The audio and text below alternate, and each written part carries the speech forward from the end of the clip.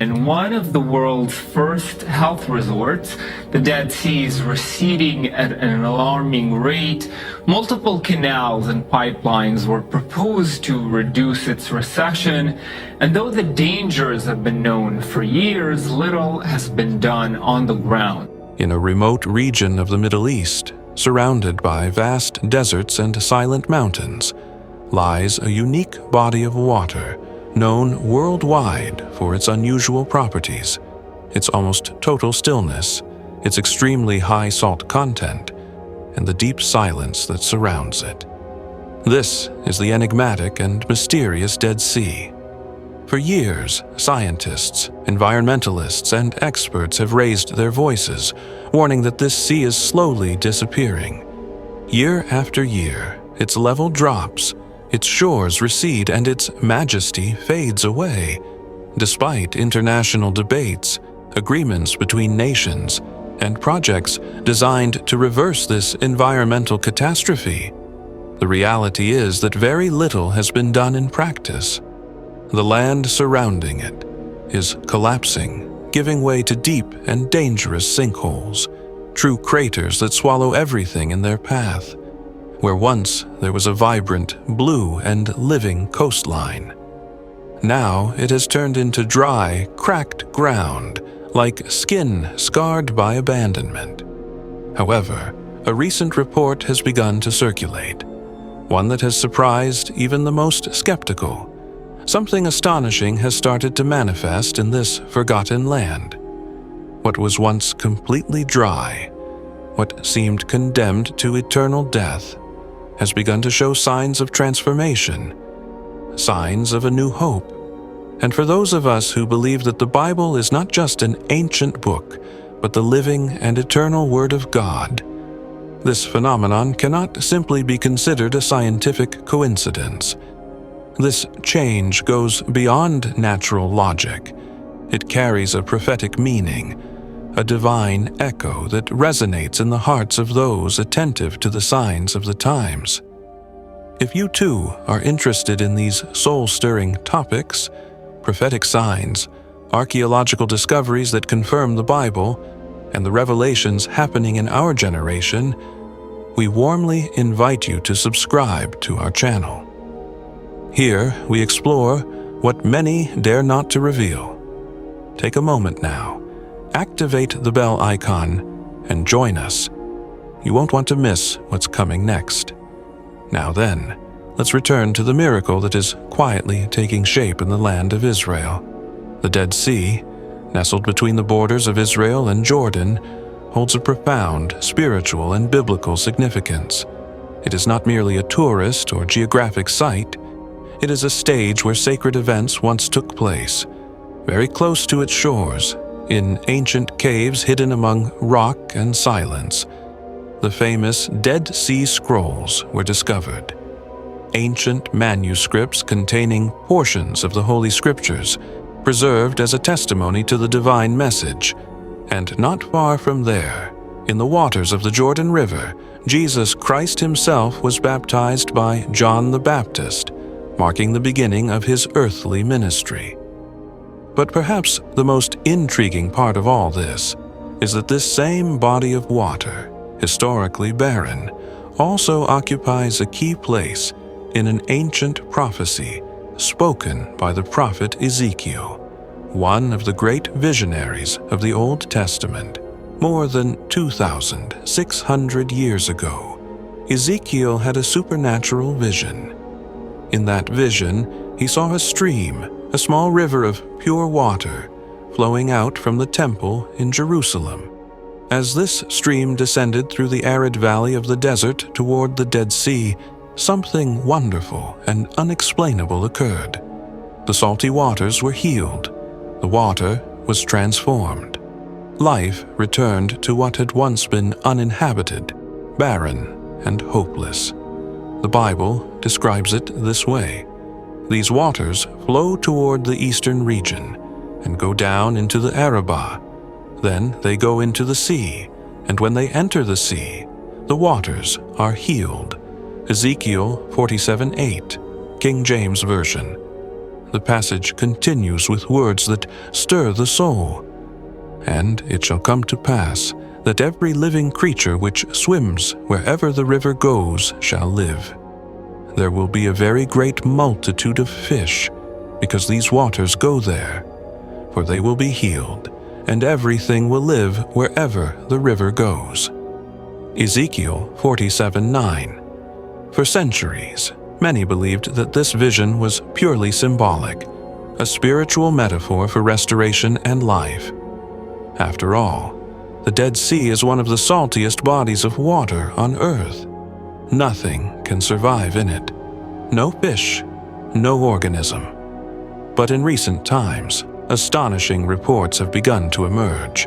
Small pools of fresh water have been found forming on the edges of the Dead Sea, surrounded by vegetation, microbial life, and signs of renewal. These surprising pools of fresh water have begun to appear inside deep sinkholes. Massive cavities in the earth formed as the ground collapses due to a drastic drop in the water table. They are open wounds on the surface of the earth, formed as a direct consequence of the Dead Sea's retreat. And the most amazing thing of all is that against all logic, living fish have been observed inside some of these pools. Yes, real aquatic creatures, swimming in what was once considered one of the most hostile environments for life, one of the saltiest and most extreme places on the planet. No one can say with absolute certainty how those fish got there. Some believe that the underground water now rising to the surface may come from ancient freshwater springs hidden beneath the earth. Others suggest that these fish could have arrived through underground channels connected to external sources. But most importantly, the simple and evident truth is this: something is happening in the Dead Sea, an unexpected transformation. This sea, a symbol of death and stillness, is beginning to witness the return of life.